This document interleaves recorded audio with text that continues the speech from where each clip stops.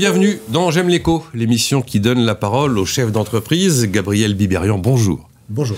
Vous êtes le directeur général de BIMO. Vous éditez des logiciels de sauvegarde, de sécurisation de données pour les entreprises, qu'il y ait un incendie, une catastrophe naturelle, de la cybercriminalité. L'entreprise a vu le jour en 2002. Donc vous êtes un protecteur de données. Perdre ces données pour une entreprise, c'est un arrêt de mort aujourd'hui? Oui, c'est gravissime. Oui, c'est gravissime. Oui. On s'en remet pas. On ne s'en remet pas. Ah oui. Il faut avoir des sauvegardes, des bonnes sauvegardes. Alors, les principales menaces, celui qui se dit, tiens, il faut que je sauvegarde mes données, qu'est-ce qu'il a à redouter? Les menaces externes, les menaces internes, le salarié qui s'en va en piquant des trucs, le ransomware? On a le classique, c'est panne informatique et incendie, inondation, qui arrivent régulièrement pour tout le monde. Et puis, de plus en plus, on a du piratage interne. Donc, on a un ancien collaborateur. Ça se fait, ça? C'est courant? Quand vous vous séparez de quelqu'un, ça peut mal se passer. Et quand ça se passe mal, il va soit partir avec les fichiers, soit supprimer les fichiers avant de partir pour vous mettre dans l'embarras. Et après, il reste à vous de prouver que c'est lui, etc. C'est très compliqué.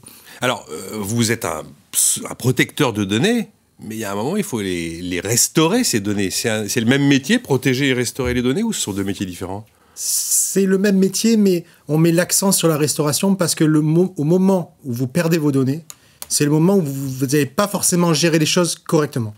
Vous allez être stressé, paniqué, et vous ne savez pas ce que vous faites, et vous devez le faire dans un instant court. Il y a des bonnes solutions et des solutions moins bonnes pour sauvegarder les données. Basiquement, quand on n'est pas informaticien comme moi, on se dit on va faire une solution cloud, on met ces données dans le cloud, éventuellement des trucs hyper stratégiques, on va en faire presque des copies physiques sur des gros disques durs externes. On va copier sur une clé USB, on va copier sur un disque, on va le garder dans sa voiture et on va l'oublier sur un parking d'autoroute, par exemple. Bien vu. Bon, je vous accorde le point. Donc j'imagine qu'il y a des solutions beaucoup plus avancées que ce qu'on a en tête quand on est un peu néophyte du sujet.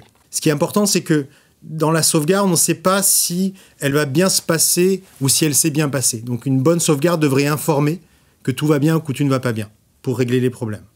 La sauvegarde m'informe? C'est ça. Comment ça, la sauvegarde m'informe? Une sauvegarde qui ne vous informe pas, vous pensez que vous avez installé une sauvegarde il y a 2 ans et demi, et puis le jour où vous voulez restaurer les données, comme par hasard, ça fait 9 mois qu'elle ne marche pas. Ah oui. Donc que le support n'est plus fonctionnel. Donc une sauvegarde doit vous informer constamment que vos données sont restaurables, les données de hier. Donc en fait, vous allez parler à vos clients. Vous êtes celui qui sauve les données et qui parle aux clients. Tout à fait. D'accord. Elles sont en avance, en retard, nos entreprises, par rapport à cette question. On a beaucoup dénoncé le retard de la transformation digitale des PME, TPE françaises là, pendant Covid.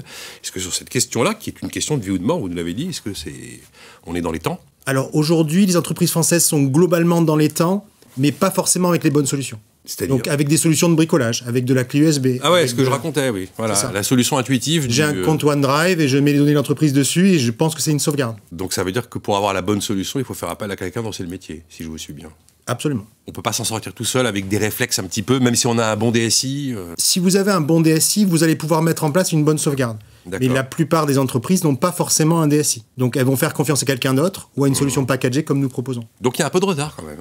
Visiblement. Ouais, un petit peu. Alors, quel est le mode d'emploi de la sauvegarde réussie? Puisque visiblement, toutes mes intuitions n'étaient pas les bonnes. Dites-moi, qu'est-ce qui va faire que là, je suis vraiment blindé sur la suite? Alors, les règles de base, ça se résume en 3, 2, 1, 0. Allez-y, 3, 2, 1, 0. 3, c'est il faut que les données soient stockées en 3 emplacements distincts. Donc, le premier, c'est sur votre poste ou votre serveur. Le deuxième, c'est sur un premier point de sauvegarde. Et le troisième, un deuxième point de sauvegarde. D'accord. Il est important. Vous gérez, vous? Ou pas forcément. Pas forcément, d'accord. Ça peut être chez le dirigeant. Ça peut être dans une deuxième agence. Ça peut être chez un partenaire. Ou ça peut être dans notre cloud. Le 2, c'est les données doivent être stockées sur 2 supports différents. Donc, je ne vais pas les mettre sur les mêmes disques durs, sur les mêmes baies. Et 1, c'est il y a au moins une copie des données qui doit être externe à l'entreprise. D'accord.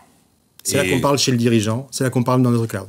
Mais donc ça, c'est du quotidien, ce que vous m'expliquez? C'est tous les jours, ça doit être mis à jour. Il faut qu'il y ait une forme d'automatisation. On ne peut pas tous les jours...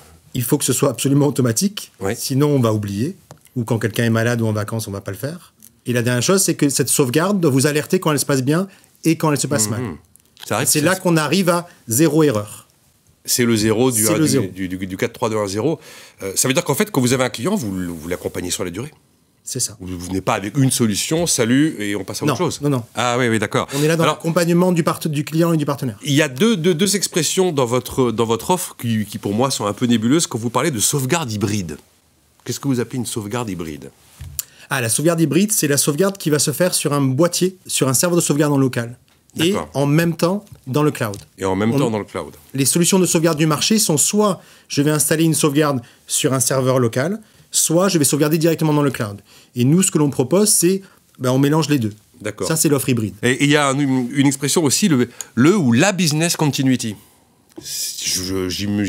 Intuitivement, j'imagine, mais dites-moi. Aujourd'hui, on n'a plus de patience et on ne peut pas se permettre de perdre l'outil informatique pendant longtemps. Donc l'idée, c'est de pouvoir reprendre la continuité de mon activité le plus rapidement possible. Et la business continuity, c'est essayer de tendre à 0 minute de perdu quand j'ai perdu mes données. Vous avez eu des moments de stress par rapport à des clients qui avaient, je sais pas, un incendie, une inondation, il fallait que là, vous déployiez l'intégralité de votre expertise pour aller très très très vite avec le zéro du zéro erreur. Non, parce qu'en fait, on traite nos clients au jour le jour et les données sont correctement stockées. On les a alertés quand il y a un problème. Ils ont résolu les problèmes. Donc, quand ils rencontrent un problème, nous, on arrive dans la sérénité. Alors parce qu'on sait qu'on peut restaurer. Ouais, vous avez forcément quand même rencontré une petite nouveauté en 2020 avec le nomadisme. Le nomadisme, les gens sont plus sur le lieu de travail, ils sont chez eux. Vous étiez prêt là ? Là, ça a explosé. Qu'est-ce qui a explosé ? Le nomadisme, justement, oui, le télétravail et la présence de documents d'entreprise qui étaient en dehors de l'entreprise. Et comment on fait ? Et nous, on a sorti une option qui s'appelle la sauvegarde nomade, qui permet de sauvegarder à partir du domicile de l'utilisateur, directement sur le site de production. Et l'utilisateur doit intervenir dans cette opération ? Non, c'est magique. C'est magique. Que l'utilisateur soit chez lui ou au bureau, les sauvegardes se fassent de manière transparente. Alors, vous dites 0 données perdues, 100% de données retrouvées. J'ai l'impression que votre promesse, c'est vraiment 0 erreur. En fait, c'est le 0 du 4.3 d'un 0 qu'il faut garder en tête. C'est ça. Ça, c'est notre leitmotiv, c'est continuer à atteindre tous les ans le 0 erreur. Est-ce que vous avez déjà échoué une fois ? 2002. Jusqu'ici, tout va bien. Jusqu'ici, tout va bien. Vous dites qu'il faut être à la pointe de la technologie. Alors, être à la pointe de la technologie, vous concernant, je ne vais pas vous demander de me faire tout le détail des outils technologiques, mais comment fait-on pour être à la pointe de la technologie ? C'est compliqué. Il faut être tout le temps ouvert aux évolutions du marché, aux évolutions des systèmes d'exploitation, aux évolutions des logiciels. Par exemple, jusqu'à 3-4 ans, toutes les entreprises avaient une sauvegarde des mail exchange qui étaient stockés en local. Tous les mails étaient en local. Et Microsoft a fait un changement avec Office 365 où les données sont toutes en abonnement dans le cloud. Et là, les systèmes qui marchaient avant ne marchent plus. Donc il faut redévelopper des outils de sauvegarde pour s'adapter aux besoins du jour du marché. Dernière question, bilan 2020 évidemment, et puis perspective 2021 en quelques mots. Donc 2020, on n'a pas vu la croissance qu'on espérait, et on compte l'avoir en 2021. D'accord, croissance de 12%. 12%, joli. Merci Gabriel Biberian d'avoir été avec nous. Merci à vous.